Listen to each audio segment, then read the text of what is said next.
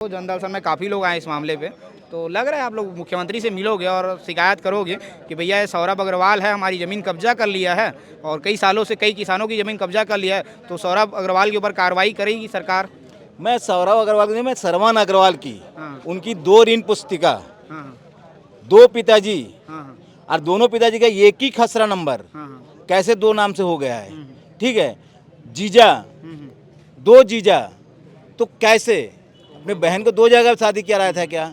ये सब आपको उम्र जो है उनका एक जगह लिखता है 59 साल, मतलब 63 साल उसका उम्र है, एक जगह लिखता है 72 साल उम्र है। एक महीना में हाँ हाँ उम्र चेंज होता है। जैसे ज़मीन बेचता है ना, हाँ। जैसे एक महीना पहले ज़मीन बेचा 72 साल, हाँ। एक महीना बाद में जब ज़मीन बेचा वो 63 साल। मतलब पूरा सबूत वबूत पूरा दस्तावेज के साथ पहुँचे हो यहाँ। पूरा दस्तावेज के साथ एक एक कागज आपको दिखा, सरकारी कागज वो भी हमारी कागज